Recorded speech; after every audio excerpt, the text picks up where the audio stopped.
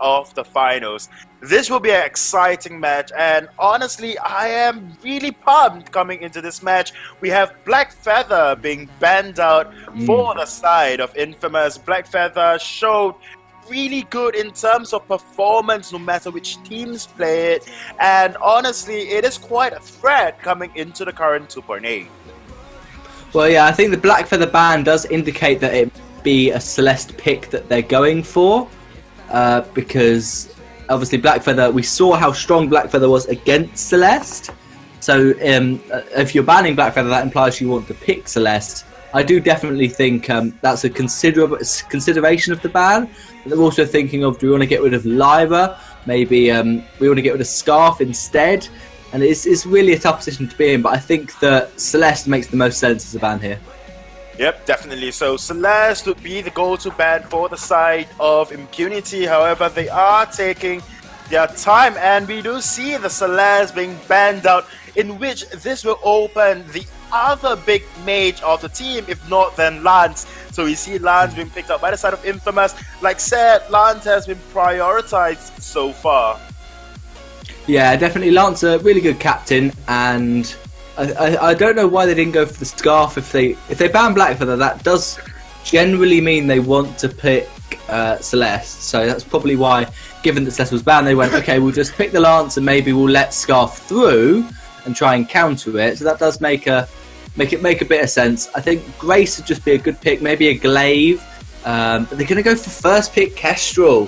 So that really is priority on Kestrel, just getting that almost certainly going to be a weapon Kestrel.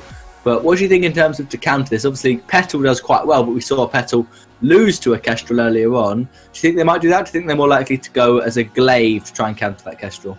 Yeah, I mean, Glaive would be quite good to counter this Kestrel. However, if we think about it, the side of Impunity, they have been settling for double squishies in terms of that Kestrel, whether placed in lane or in jungle, and of course with a very good frontliner. Maybe Lyra, although not a good frontliner, but it provides very acute heals for the teammates. And if not, then Grace as well. We've seen a couple of Grace here and there being picked up by a lot of teams, and Grace, like we saw in the previous match, can change the tides of battle if you have the echo.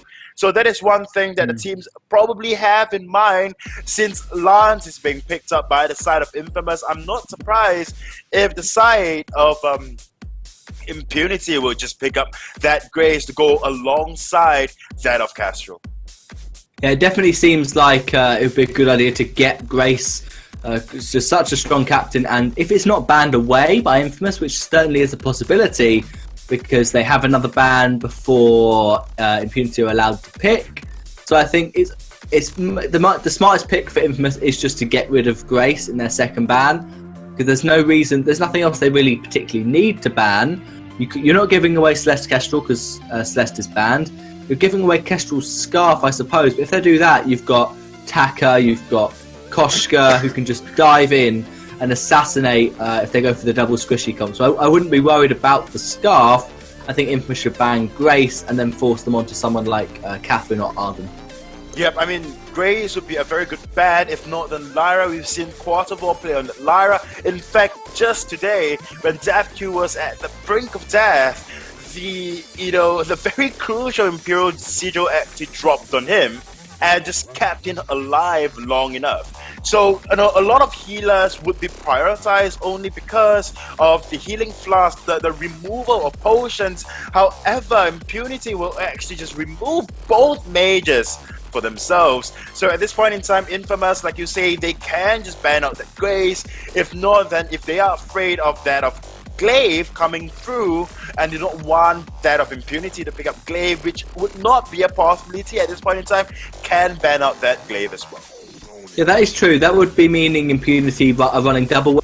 They go roam Glaive. We've seen tons of weapon Glaive, and it wouldn't be a terrible idea to go double weapon, but Glaive really excels when he's able to deal burst damage onto someone because of the crystal carry they have to build defense against. So the Catherine ban is very similar to our Grace ban. Maybe that's just a hero you don't want to play against. It makes sense because they can't pick Catherine because they've got their Lance, and so they might as well just get rid of it. Catherine does work well with a Kestrel. So now I think the smart pick for Impunity is just get one of your captains, whatever you want. It doesn't have to be Grace. It could be Arden or Lyra. As you were saying, Lyra works well with a Kestrel. But leave yourselves open to counterpick with that last jungler. Definitely. I mean, the draft itself, it's, you kind of win 50 to 70% of the game based on draft. However, we will be seeing an Idris coming out for the side of Impunity. If DevQ will be on this Idris, and we'll settle for the CP Idris, and of course we have Blue City on that weapon caster, in which we saw actually placed in jungle. Then it might work out for Impunity as well. We know Impunity, they are very flexible. However, we cannot discount the entirety of Infamous. Infamous, they are a very strong team, and in fact with both majors just removed from the fold, they can just go on for Samuel. Samuel has seen to put up a very good fight in that of early game, and as long as he can pressure that of early game, Samuel would definitely be a very good pickup.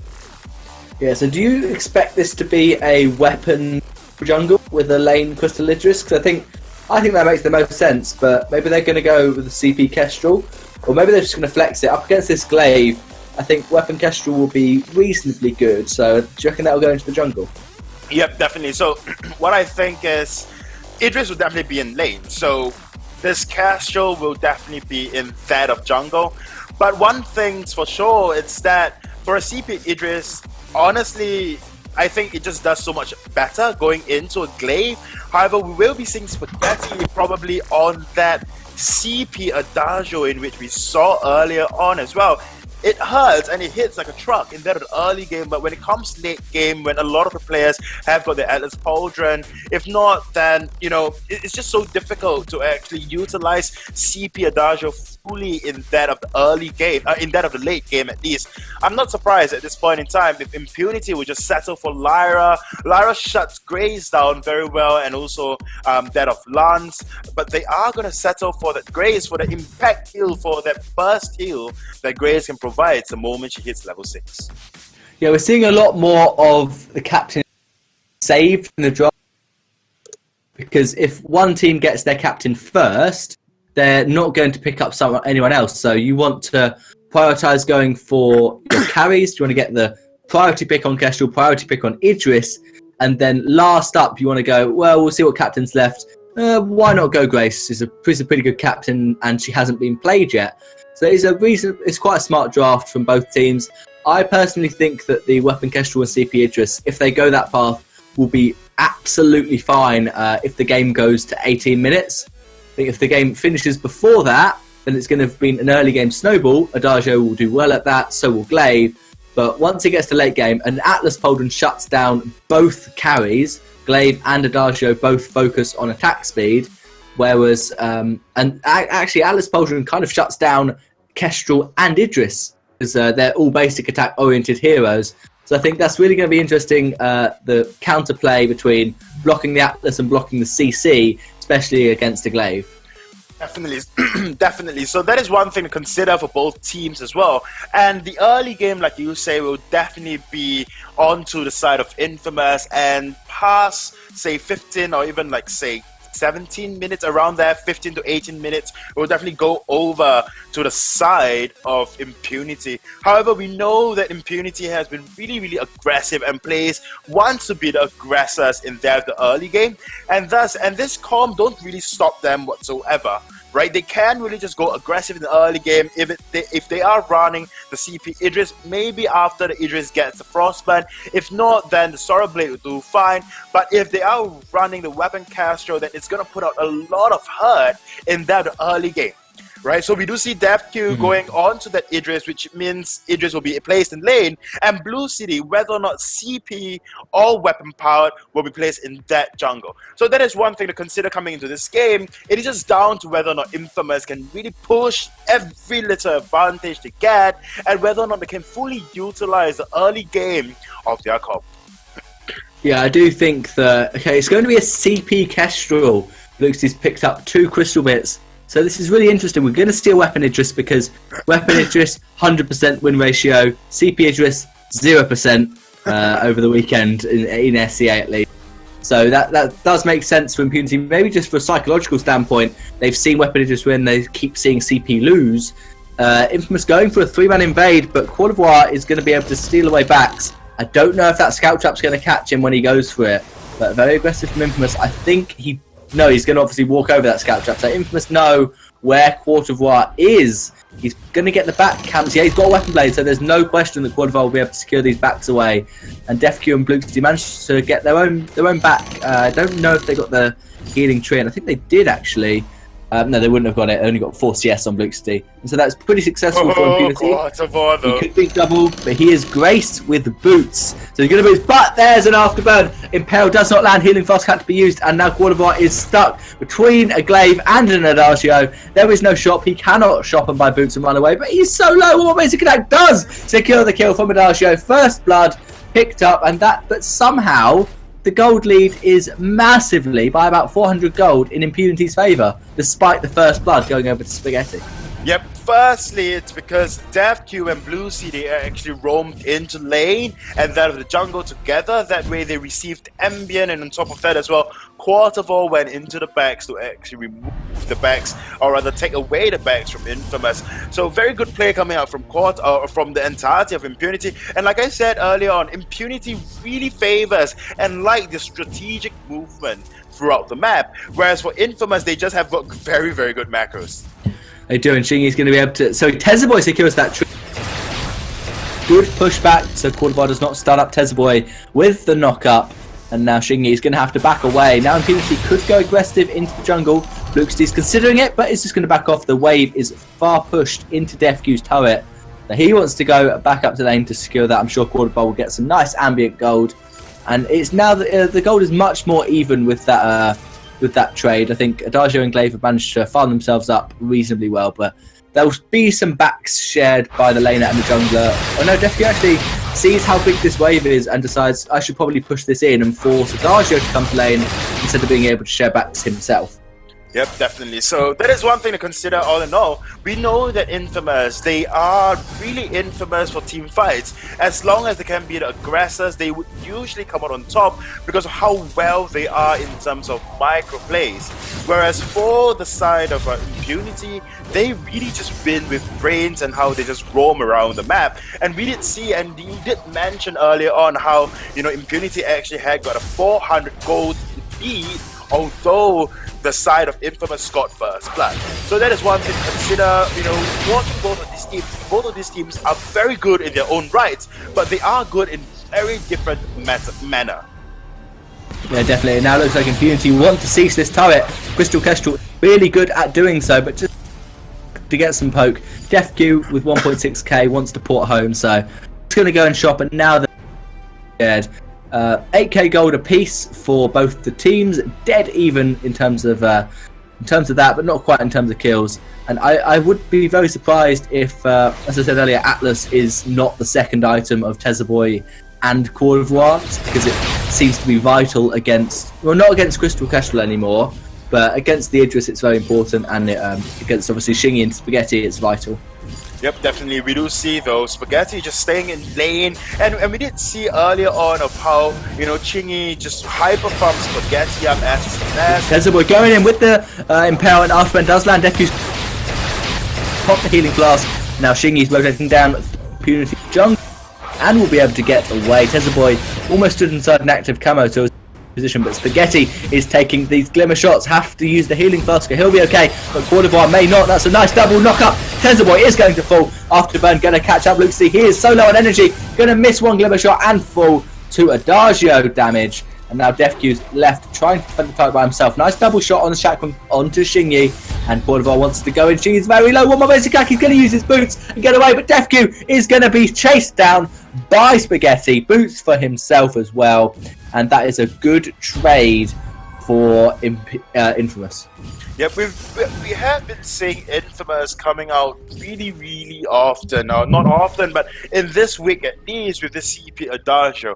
I personally am not sure how CP Adagio has been changed so that it's now viable in the meta, where there is actually like CP Idris, which I personally think is just so much stronger as compared to CP Adagio because of how well it scales into the late game. But Minimizer, talk to me about it. Like, why CP Adagio? Well, CP Adagio has very significant damage, as you see. A melee assassin like Glaive, it's really easy to apply Arcane Fire on probably Kestrel or Idris, really, to be fair. And Adagio has nice big power spikes, not at levels but at items. When he gets Alternating Current, that's a power spike, and then Broken Myth, that's another one. And yeah, his early game's extremely strong, which means you can snowball. And late game, he's still a damage source, which is why people like him. Luxie, gonna get rooted, gonna get Afterman into the wall, and Fountain will not be enough to save his life. FQ trying to get Tezzaboy, that's not the target you want. Turret, that's not quite. How is Tezzaboy alive? Just barely able to survive. Gets the heal of the Arcane Fire from Adagio, and that will be a tier 1 turret going down to Infamous. And I do not know how Tezzaboy survived that. Well, Tezzaboy, as we all know throughout the Southeast Asia region, is to be a very reckless roamer. Reckless in his own good, at least. Half the time, he saves on 25 gold of... Okay, so... Oh, the steal with the Chakram! Oh! DefQ secures it with a weapon. And blocks, but you cannot block a Chakram. I honestly thought there was no steal at all. I was like looking and I'm like, oh, no steal, because, you know, one shot, one kill went off. Then I'm like, oh, and then you started screaming and I was like, aha, there you go, a steal. But, you know, okay. Trying to steal some backs away, and he is going to. But there's some nice turret pushed by DefQ and Luxie, so not too bad. They're actually going to all put home, so there could be counter push by Spaghetti, and they might even get this tier. Oh, tier 1 turret's gone. They're not going to get the tier 2 turret, so that's not too bad from DefQ to actually have ported home there. Yeah, like continuing on my point, Tezzaboy is a very well-known roamer throughout Southeast Asia, and is known for his very reckless plays, sometimes very not calculated, but all in all, it usually just synergizes well with his team because of how aggressive the side of ex-Popeyes likes to play, especially that of Chingy. We all know for his very aggressive play style, and Tezzaboy just fits in this puzzle piece. And as for Infamous, very similar as well. They like to be very aggressive, and they are very objective focused after the aggression pays off at least, and thus Tezzaboy just fits like a chess, and not even chess piece, but maybe in a 3,000 puzzle piece thingy, and Tezzaboy is just that missing piece, and he's just playing so well. So, you know, to your question as to how Tezzaboy survives, I've got no idea whatsoever because half the time Tezzaboy gets caught out in very weird situations and he can still survive. But Crystal Sentry will be taken by Infamous. The gold lead was, before that Crystal Sentry, it was dead even, the gold between the two teams, 18k 20. Now like a 200, 300 gold lead for Infamous. But I think late game this has to favour the CP Kestrel. Luxity is not going to get full built this game. It so rarely happens on CP Kestrel that you get fully built. The later on in the game you go, the better off you are. So the longer the Impunity can stay even, the more likely that Kestrel's going to be able to farm up and destroy. But obviously it's definitely not lost for Infamous. Only 9 minutes in, and Pale does land on Steffi, but he manages to jump away. And Cour d'Ivoire is just going to be taking a bit of fire, but not too much. And there isn't a tier 1 turret for Impunity, so they're going to have to back off. Port home, I think there'll be some infusions picked up by DefQ most likely. No, he's going to go with a bit of defense actually, which makes sense. And now the gold mine will be started by Infamous, but I think that was a time for Impunity to fight. They weren't behind, now they're giving away a bit more gold advantage to Infamous, unless the steal again. Adagio Verse picks it up. No steal. Adagio does Verse judgment to make sure that is secured. I mean, we did see a match, we did witness, and if I'm not wrong, and if I remember correctly, we were casting the match together, and I think one of the games and one of the teams actually, they basically stole their way to victory. Please don't remind me. Yeah, I forgot which team that was, but they basically stole their way to victory. They were losing in team fights, they were losing in every sense, but all in all, they just stole the Kraken. They stole, I think, 3 Krakens. All I remember was that it was against best, and there were at least 2 gold mines in the against a Celeste. What are you doing, Cruel? Just Spectral Smite, secure objectives. Right, yeah, that was a cool. Anyway, that was not stolen away. Yeah, that match was definitely a memorable one because of the amount of steals that came out and how it actually won. There's the offband onto DefQ. He's going to use his ultimate. 400 heal keeps him up, and now Infamous a bit stuck what to do. Imperial does miss. That's 3 damage for DefQ. Bluxley not quite ready to land those glimmer shots, and they're just going to back off. So Infamous trying to siege turret, but not doing too much. Actually, they are now about 2k gold ahead, so that's pretty impressive given that they were even and they haven't really team fighted. They've just managed to push the wave, take a gold mine, and just sneak their way ahead. Yep, definitely. So that is one thing that we must note as well. That both of these teams definitely respect the strength and the abilities of each other. They are not going to make very reckless plays altogether. They are just going to be very calculated in terms of their offense and, of course, defenses as well. We see a lot of porting back and just... But there is one thing that I'm not sitting very comfortably on. It's that Infamous is definitely just allowing the entirety of Impunity to just farm up.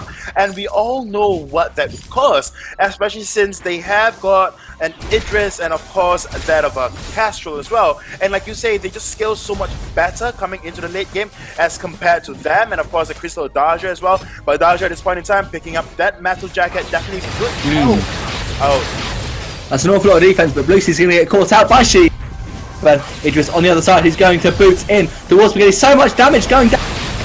And the founder, oh, that's the ultimate, and it does land onto DefQ. He jumps out a split second too early. Shingy secures the kill. The gold mine is very low, but Bluesy is alive. Fortifies going to try and steal it. Does not get it. Glaive does secure the gold mine. And now Spaghetti is going aggressive. This Bluesy's thinking, what do I do here? I can stay invisible forever, but can I get a kill? And he's now going to back off because his captain is dead. And that was a nice bit more gold going towards Infamous. What do you think about the double damage, double defense on Spaghetti? He's gone 2 tier 3 items and then Aegis and Metal Jacket. Yep, and that is what Spaghetti built that game. He played Adagia as well. He went for 3 damage items and then 2 defenses first. And 2 defenses and then completing his damage item. And the last item would actually be that of Shatter Glass, if I remember correctly. And that is how Spaghetti really just can stay in the midst of fight. Because honestly, building anything else and just going forward, maybe a 4th damage item would definitely make Spaghetti a little too paper, too squishy for his own good, and especially since Adagio wants to be in the midst of the fight because of the Gift of Fire, the Arcane, and the Burst of Judgment as well. So you really need that extra defenses, extra tankiness altogether. On top of that, the Reflex, or rather the Aegis, grant you a bit of health, and also for that you actually heals a little more. So in case Tazzaboy put himself in a very haphazard position, at least there is a slight heal, and with that also burning the enemies. That way Spaghetti can just buff himself up with his B and then put out a lot of damage with his basic attack.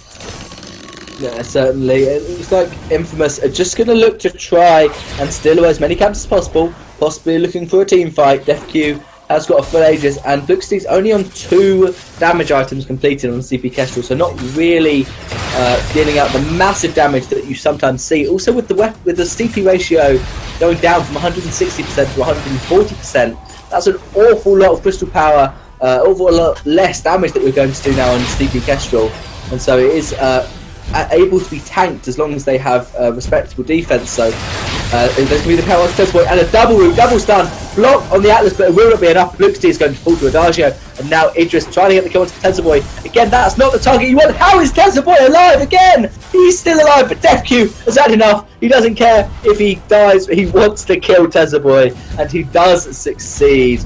This will be a tier 2 turret for Infamous. For that, I can actually answer you as to why Tazzaboy was alive. It was because of the heroic perk of Lance. Tazzaboy did not have the directional shield provided for DefQ after DefQ jumped out of him after she was striking. So Tazzaboy had to poke him once with his lance.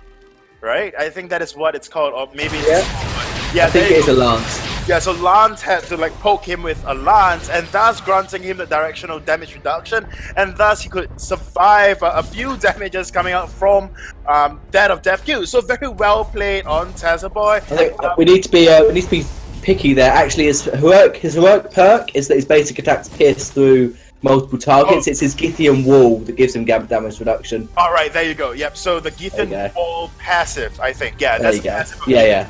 Yep, there you go. And quite a smart play from Tazzaboy just to survive long enough for Chingy to just go in to pick him up. So well played overall, but at a point in time, I didn't think that, you know, Tazzaboy should be taking that amount of damage unnecessarily, because Tazzaboy tanked 2 shots of the turret, and on top of that as well, took up a lot of damage coming out from that of Impunity. So that is something maybe Tazzaboy may want to look to change altogether, but all in all, very good play, and being so objective focused, they are able to actually take down the second turret of Infamous, giving them a solid gold lead of 5,000.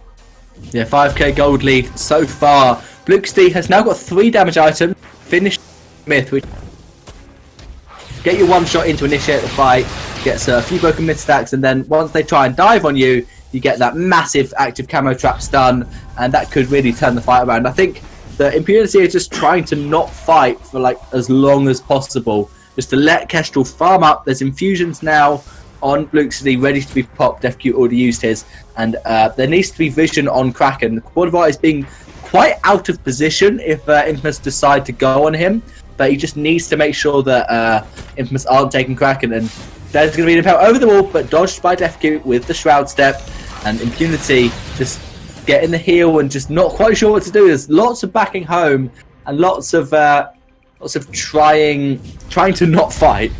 Yeah, but definitely trying their bestest to just stay safe, turtle up, and just build up as much damage as heroically possible. But DefQ, there's the aftermath onto DefQ. He is going to go very low. There's the ultimate from Grace, Divine Intervention, healing interest. Much.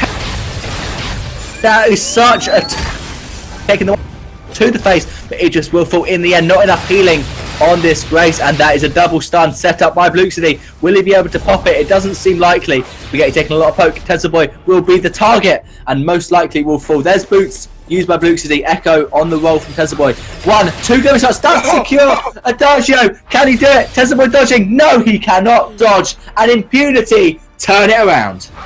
Yep, that was the ace that Impunity was looking to find, and I'm sure Blue City will be very, very happy with his performance on the CP Castro, especially since it is his birthday. So, you know, happy birthday to you. So, Loki dropping birthday. Happy birthday.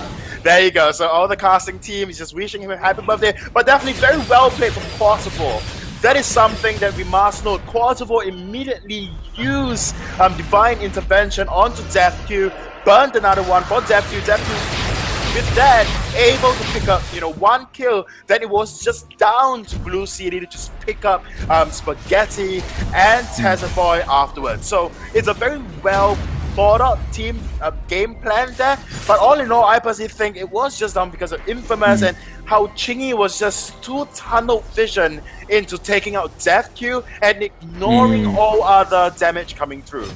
Yeah, that certainly was a problem, and I want to point out Quadrivar has picked up a spell sword, which is awesome. I just love seeing that spell sword actually be used on someone. I don't care if it's a bone, but we're going to see Impunity try to push this Kraken, try and get 2 turrets, most likely DefQ going in, going to dodge the Impale. It actually lands onto Quadrivar instead, and Shingy has to off run away. 1 shot onto Tazzaboy, and what's going to happen now? Bluxty wants to push this turret. They're actually going to do the poke onto Shingy instead, force him to back off, and it looks like Impunity, easy, 2 turrets, back off, and that is a successful back and push. Luxuria, please talk to me about that spell sword, Grace. I don't know, I guess he needed I don't know. I mean, spell sword overall gives 90 weapon power, very decent passive there, grants you 9 energy every hero you hit, and 3 for everything else. And with Quadrivar and how Benediction works, you generally would be able to hit like a couple of enemies at least. So that way you will always have your energy up. So I guess it's a good pickup on a Grace. Doesn't Echo do that? Doesn't exactly. Echo give you yeah, that's the problem. That is why I'm doubting myself at this point. It gives you a bit of cooldown. It builds out of what is it, 6 sins and chronograph, so it gives you cooldown as well. Just build clockwork. It gives you cooldown, or shatter glass gives you more heal. Maybe they're just going. He's got his weapon blade and didn't want to sell it. So why not? Let's just have a bit of fun. Build a spell sword, because there's apparently no need to buy an Atlas against Adagio and Glaive. Despite the fact that I said Atlas was the most important item for Cordovan to buy, he thought Spell Sword was more important, so what do I know? So yeah, like, what do you know? They are pro players after all, so they will do what they will want to do. So overall, I guess it's a decent pickup. I will not say anything more, or maybe he just thinks that, you know... Oh, DefQ is 1 versus 3, but he's not going to get caught out, so the fight won't quite happen yet. Yeah, or maybe he's just thinking that his team is not putting out enough damage, and he just want to add on to that damage. But overall, I personally think that Aftershock would have been a better pickup. Overall, if you wanted extra damage, you wanted extra cooldown, you wanted extra energy, you wanted, you know, the extra heal as well. Yeah, definitely. There's going to be the fight going in. Atlas did land on Shingy, but not quite to get these. Lots of damage, but Glaive does manage to fall to Idris. Second Divine Intervention, 720 heal. So much onto DefQ, and now Bluxty is on the back line. What is he going to do? Is he going to try and hit Tessa Boy, or going to try and sneak around the back? No, he's just going to farm, and it looks like Impunity are going to go for the Kraken. Very good engage, easy execute onto Xingyi, and Spaghetti was really unable to do much. Yeah, and that, like we were talking about it earlier, all Impunity really had to do was just turtle up, wait, and then farm till they have got all the relevant items, the damage items, the defenses items, and just go in afterwards to put out as much damage as possible. Chingy usually will build that poison shift on that of Glaive. He'll go for the tension bow into poison shift and then into a sorrow blade. However, in this game, he is settling for that tornado trigger just to put out so much a lot more burst at the start of the fight. But overall, you will be out damaged by DefQ on that what is that called, on that Idris, and on top of that as well, you are not negating any heals coming out from quarter 4. Yeah, no poison shift is probably not the way to go against the Grace. Maybe he's spell sword and thought, nah, Grace won't do any heal. 720 isn't that much because of the extra infusion. There's going to be the engage onto Spaghetti, just a little bit of poke, and Luxity is just so far back. He's like, no, I'm not going to get caught out, but I spoke too soon. He went forward, got caught out, and DefQ is trying to run away. Tessa Boy does get more, but it does not land a stun, and now DefQ is just he's going to block. Crystal Sentry is going to do a bit of work, but Quarterfours is just going to try and survive for as long as possible. The MVP is just a bit stuck. Kraken's got a turret, and what are they going to try and base rush? What? No, they can't do it. Look at Kraken. Kraken is going to get the turret without question, and Infamous have 3 turrets to get through. Bluxy's up in 20 seconds. Kraken's going to win the game. Maybe they want a tier 3 turret and then going to back off. No way. That would make sense. No, don't back. Don't win. They're trying it. They're trying to win. Bluxty is back up. The Kraken is currently about 6 shots away. First turret has gone down. Second turret is falling very low. Bluxty's back up. So is DefQ. He's going to dive in on Xingyi. Atlas Xingyi, and the Vein Crystal is exposed. Kraken, meanwhile, one more shot from Kraken will probably get the Vein, and it does. The Vein explodes. Game goes to Impunity. What? And it was actually much closer than I thought. But in the end, Kraken OP. Oh wow! Oh wow! What can I say? Spellsword Brace Worlds. That we're just stuck for words. No idea. The shot call was brave to say the least. I think their logic behind was that, okay, late game, we are not winning these team fights. We are losing to CP Kestrel. She's only going to get stronger the later in the game we get. Adagio's fully built. Glaive's basically fully built. So if we're not going to win a fight, we need to just win the game as quickly as possible. So they went, no, let's just buy some boots, run towards the turrets. Obviously, death timers doesn't matter that you take the turrets, and death timers decrease because you're just trying to win against a Kraken. But they just didn't quite have enough damage, and they weren't quick enough across the fold. Maybe if Tezboy had war treads, maybe they win the game. But that's definitely one of the boldest calls, with 3 turrets left and a Kraken halfway through the final Vein Crystal turret to go for the win. Definitely, that game was amazing. I wanted to say that was definitely a bold call, but I just cannot say that. I just had to say that game was amazing. Very well played coming out from both sides, and I think I don't know, because at one point I don't know, because at one point that's just the feeling. Because at one point in time, what happened was the call was probably dropped, by someone from Infamous, and someone probably went like, let's end the game right now. And if we ace them, let's win. If we ace them, let's win. That was the call. Yeah, but we saw so much hesitation coming up from the teammates. If I'm not wrong, Chingy or Tezboy or someone in Infamous just wanted to port back home, and someone else was just rushing to the turret. So there was a dilemma and this tension build up, and I think at the point in time, had they not just be hesitant about the decision making, they would have probably ended the game. I think, but it was very close. It was so close. The Kraken needed one more shot on the Vayne, and he got it. And then we look back to see what blue team have done to the enemy Vayne, and it's 3-4 basics from Glaive away from just being destroyed. And so, despite how bad we thought the call was, it was so close. What an intense game! But we need to be ready for the second draft. So, without further ado, we're going to head straight into the draft. Oh wow! This is why the casters say this match is definitely the match to watch out for, and obviously we are not surprised the finals will be between Infamous and Impunity, but I'm so glad to have casted this match. Infamous now will be on the red side, and Impunity will be first banned and pick.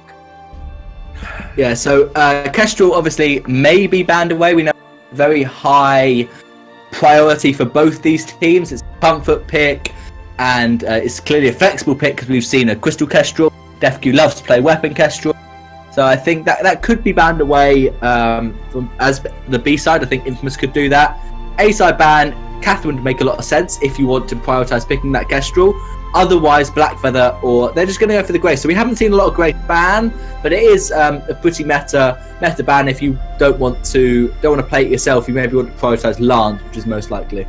Yep, so we have the Grace and the Lance ban. Now, both roamers we saw in the first game, and both roamers in their own right are very, very strong. So going over to Impunity now, right? They have got a whole list of heroes they can pick up for themselves. I'm not surprised if they will just settle for the Castro, in which they've played so very well. Even if Infamous will just settle for the Adagio to try to counter Castro, even then, DefQ just seems so very comfortable on that Castro. So an entire team of Infamous, in fact, is very comfortable, but they will just settle for the Idris that they played as well in that previous game. And Idris' weapon power has so far been 100% as compared to that of Crystal Power. This weekend, 4 wins. It's one of the stats that we're maybe going to see extended if Weapon Idris does win, and that will be the end of the game today. Maybe there's a counter waiting to be found. Maybe the Lance Glaive combo could work to try and peel away from the Citrus. But wait, no, Lance has been banned. So perhaps you can go for Glaive Catherine to try and do a similar idea of trying to peel, not peel for the Idris, but to CC chain the Idris away. Glaive pick is really smart. It's one of the best heroes against Idris because you put yourself at an advantageous position early on. I think if they want to go for a Celeste, then a Black Feather ban here would be really smart. Otherwise, maybe just a Cruel. Go for, Cruel ban. Just get rid of that meta pick that you don't want to play, and it works really well with Idris. Now I would expect to see, with 2 captains gone, a Lyra or Catherine ban might make quite a bit of sense.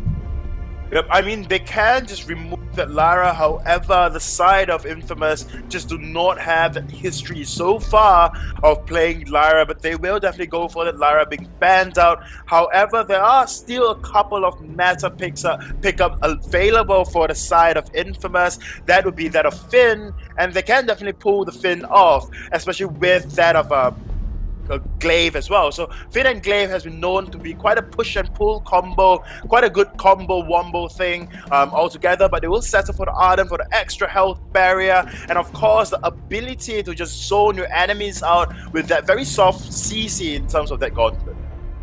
Yeah, it is interesting that they've decided Ardent over, probably almost certainly going to be picked to go with the Idris because it's one of the best captains. Yeah, that's an pretty easy pick. And now if they go Celeste with this Catherine and Weapon Idris, that's a fantastic composition. It is reasonably late game with Celeste, and I know Black Feather's available, but it's just so strong. Scarf is most likely going to be the last pick here, just to counteract the Celeste, because if they've got one mage and you haven't got another, you have to be really confident in your Black Feather to be able to dive in, or another assassin such as Taka. You have to be really confident in them to be able to dive in on Celeste, otherwise you're just going to get outpoked, and late game you can have no chance. Definitely. So it's either, for the side of Infamous at least, it is down to whether or not they will go for that Taka. If not, then Scarf. I personally think Taka will be the go-to choice, only because of how Chingy plays, and Spaghetti can probably just settle for that. Oh, they are going to go for Scarf. Then I'm sure Scarf will be on, or rather Spaghetti will be on that Scarf in lane, and then Chingy will be on this Glaive in that of jungle. If that is the case, then you just really have to watch out in that early game, because the gank coming out from Glaive will be insane. So I'm expecting quite a lot of early aggression. Even after the first game, it was very, very close, but there was something that was lacking throughout.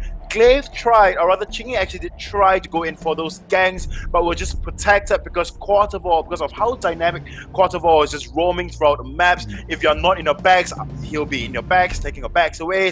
If not, then he'll just be in lane, babysitting his laner. So that is one thing that, you know, the side of Infamous have to worry about. But all in all, in the earlier part of the game, they definitely do win out in terms of damage and sieging capabilities as compared to the side of Impunity. Yeah, I think it's very even comps between the two teams, personally. I would hope that it's Glaive lane, because then you can try and bully Idris by just afterburning him constantly. But maybe you're right, maybe we are going to see the Glaive pushed into jungle, so they push the Scarf into lane. But I guess we're going to have to wait and see whoever decides to lock that in. We know Shingy is a really good Glaive player, so it is also very likely he's going to be picking that up. And yeah, we are going to see a jungle Glaive, so it works well for the ganks to try and afterburn Idris away, but doesn't work so well with early game aggression, because if Glaive isn't trying to gank Idris, then he has to be farming, and when he's ganking Idris, his farm is left exposed for Blukesteve to possibly try and steal. Yep, I'm sure the viewers can see this, and that is why I'll be just pointing it out.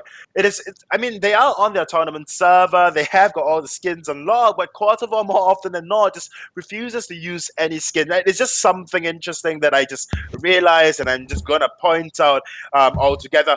But however, you know, the side of Infamous, we saw them earlier on. They were very aggressive in that early game. However, because of their team, of their comp itself that they drafted for themselves in the first game. However, in this particular game, they can even be much more aggressive because of how well they can push turret as compared to the comp they had earlier on.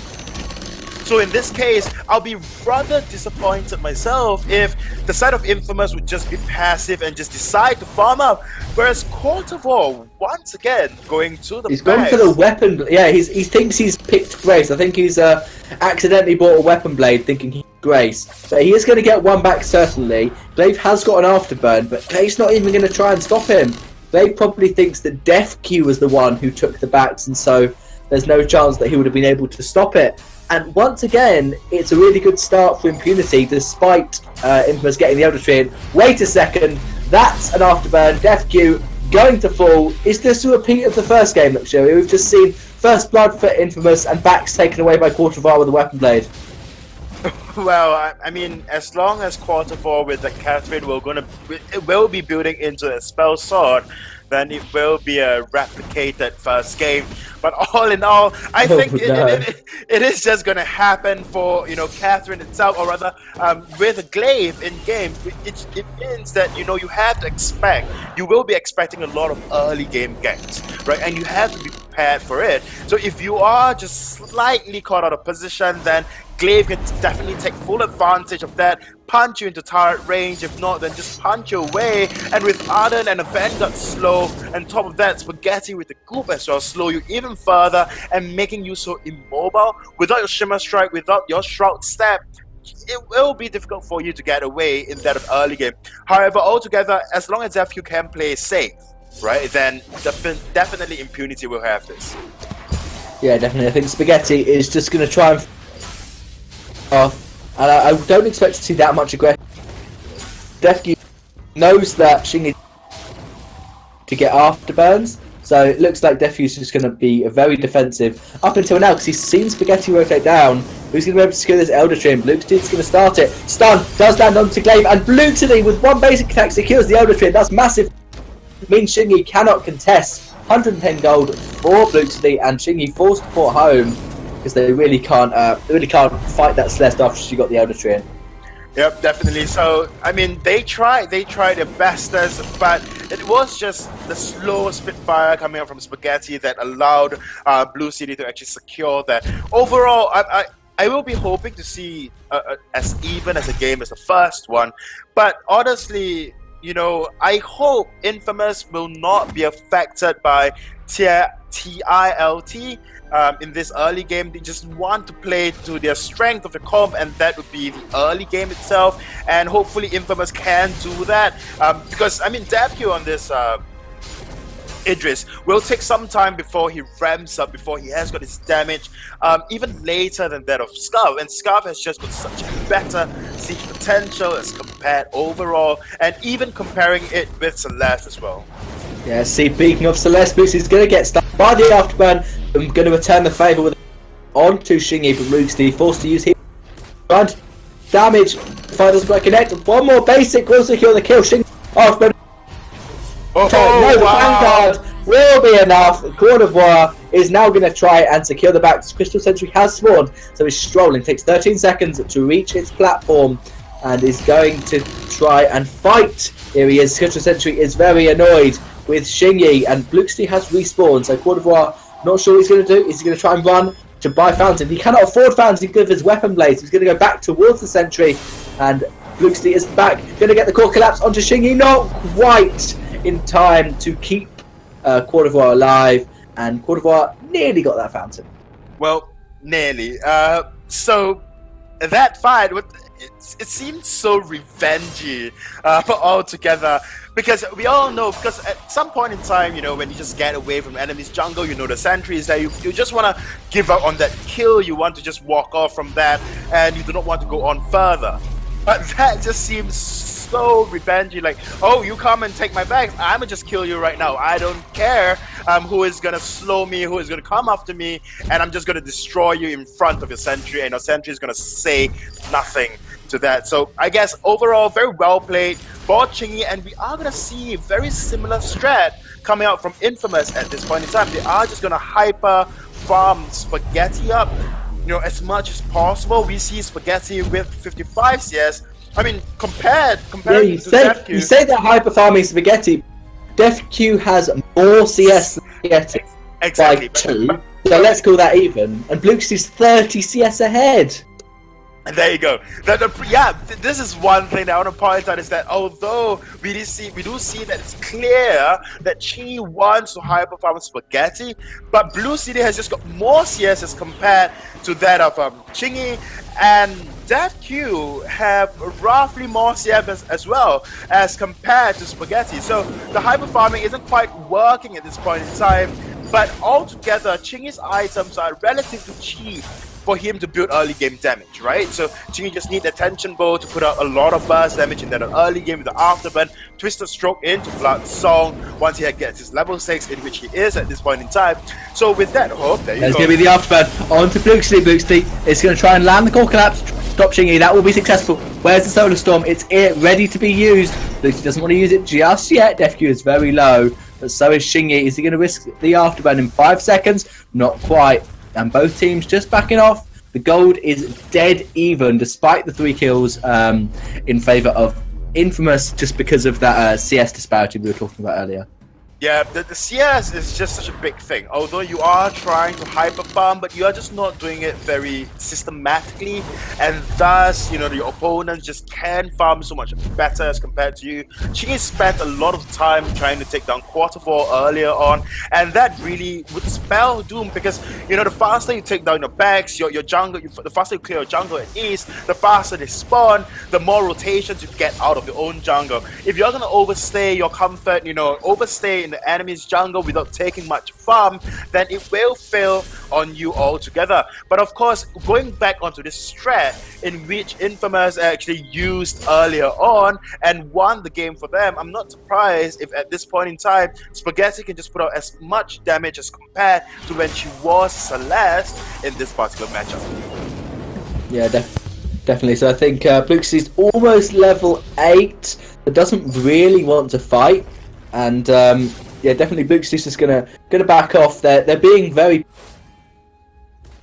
because he really wants to hit that level 8 power spike. I think with the fronts and mid should be able to do it. So that's really important for Impunity. And the gold mine is still just sitting. Maybe one of the teams are going to try and sneak it. Scarf has really quick gold mine capture.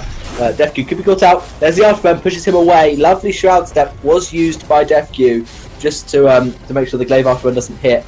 And it looks like Impunity are backing off. So maybe Infamous going to rotate to get some jungle or sentry or maybe a gold mine. Yep, either that or, you know, Infamous just really want to go to shop to come back for DefQ, but a amount of damage coming out from the Chakram, and DefQ has just got that Sorrow Blade into shift, whereas for Chingy only has got 1 damage item, and honestly, the only target he can really go for is Blue City on that Celeste, because Celeste has got no defense whatsoever besides the reflex block. But overall, if he will be dueling with DefQ, then he will lose out in the duel because of the lack of damage. Overall, granted as a glaive, you have your CCs, you have your burst, you have your sustain from your blood souls if on 20 stacks, but overall, just look at the amount of damage DefQ is putting out at this point in time. Yeah, DefQ certainly throwing out the poke with the shotgun, but again, he's right back with those Spitfires unless they go in the wrong direction. Poke onto Impunity, and it's just both teams just trying to.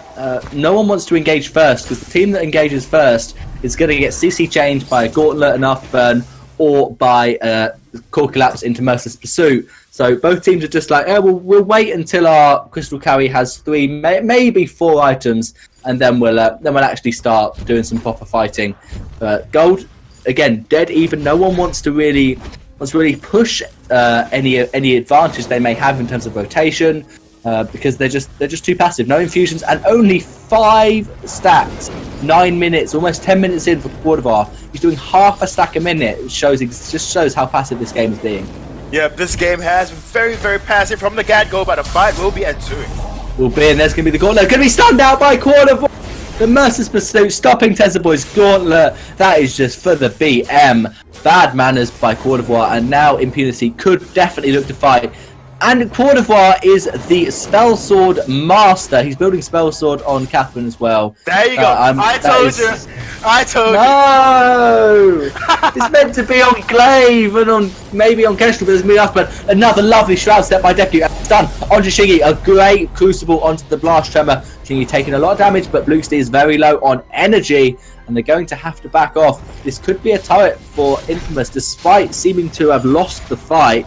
Quartervar's going to come back up and after him, punting once again DefQ away. Going to take 1 turret shot. Shingy's like, I'm dead. Might as well do as much damage to the turret as I can. Will secure it, but Tesla Boy is going to fall, and this is most likely going to be a return turret for Impunity.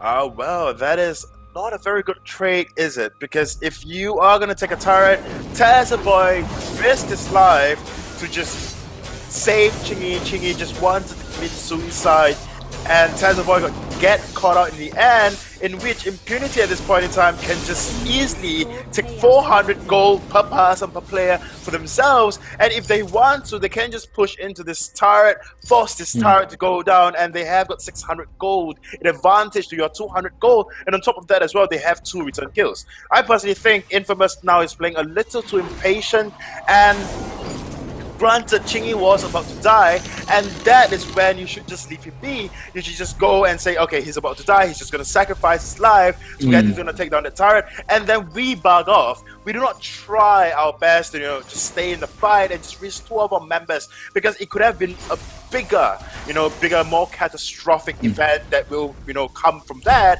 if, Impunity were all healthy and has got energy. Yeah, certainly. I think looking at the spell sword, 35% cooldown speed, which is not bad. It's similar to a clockwork, similar to an aftershock, I think. And of course, you get 90 weapon power, which is 5 more than Serpent's Mask. So I think maybe Quadrivar just has had enough of his carries, and he wants to be a damage dealer himself. But I guess for the if you're going to buy an early weapon blade, he doesn't want to sell it, he just wants to build it into a tier 3. I still feel that Crucible or Echo or Atlas would be a better idea for Quadrivar, but maybe he's just having a bit of fun, and it looks like Impunity want to try and push this turret. Not quite going to get it yet, but one more minion wave and one more supernova will be able to take it down, and Impunity aren't actually going to go for that. They're just going to back off, and there's going to be the engage from Defq onto Tezzavoy. Lots of damage, but Xingyi is waiting in the top bush. They don't know where he is. Luxie's going to check it with a Helio, and that is where Xingyi is. So now, Impunity looking to push, and one more. There's the gauntlet. Arden is not letting this turret fall. Xingyi, second gauntlet with the Echo, but that's going to be a kill by Luxie onto Xingyi, and the Solar Storm a tad wide, but now this should be reasonably easy taking down the turret. Just push the wave, Impunity, and that will be a tier 1 turret, or maybe they want a sentry. A Defq is going to try and take the turret by himself, which is possible. Tough, but possible, yeah. One more basic attack, and that will be a gold mine and turret for Impunity, just trying to push this gold lead. And that was, I guess, it proves that Spell Sword and Catherine gels well together. I don't know, but Spell Sword on any captain is the new meta. Have fun in solo. There you go. Please, you're the analyst of SK Gaming, so please tell your teammates, tell your captains to just go for Spell Sword. Right? Yeah, watching you later tonight. I guess no. So what did you learn about casting for Southeast Asia Minimizer? Oh, Spell Sword is OP on captain. It's OP, yeah. Spell Sword is now the most meta item every captain. So in solo queue, make sure you're both second captains. And no, so don't do that. Get comfortable.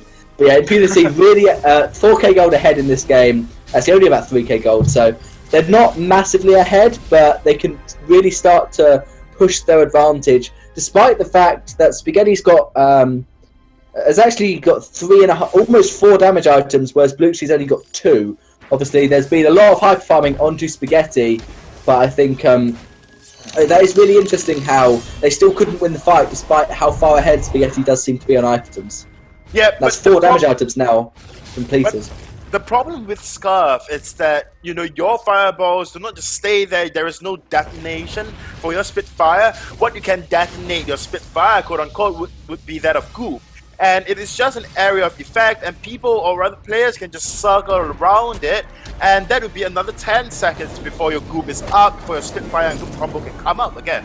So what are you going to be relying on would be the very directional fireball, in which, once again, with very mobile Idris, he can just shroud step away from it, if not, just move away from it really, really quickly. So within a fight that just happens so quickly and, so impactfully, definitely Celeste will have the upper hand altogether because of the supernovas, and of course your heliogenesis, you can just plant it as mines, and if you have a clockwork on, that would be a 1.5 seconds, the lowest cooldown for heliogenesis, if I'm not wrong, would be 1.5 seconds. It doesn't go any lower than that.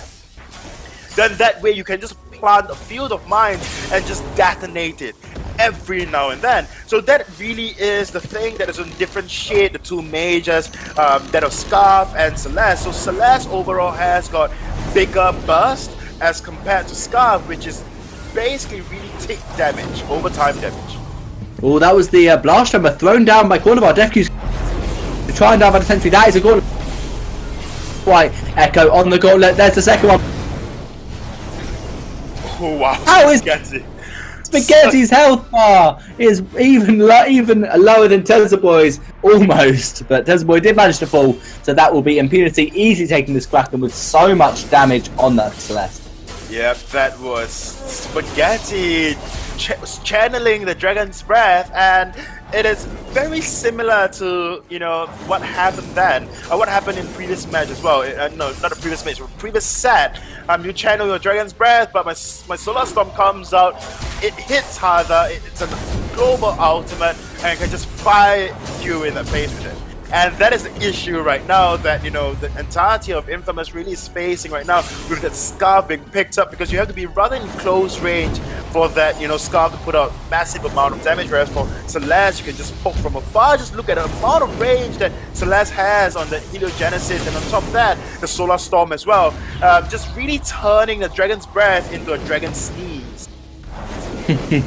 It's certainly going to be see what Spaghetti can do with the big sneeze in this team fight. It looks like the Kraken's extremely low, so it's most likely Impunity are going to get one turret and then just back off. There's Dragon's Breath, there's the afterbite going on DefQ, lots of damage on Boosty, and the Gauntlet does stun out Cordovar, and the Echo was not available, so Kraken just going to get not half damage on this turret, and Impunity with Idris has a possible wall jump backdoor, but I'm not sure if DefQ is comfortable on completing that wall jump.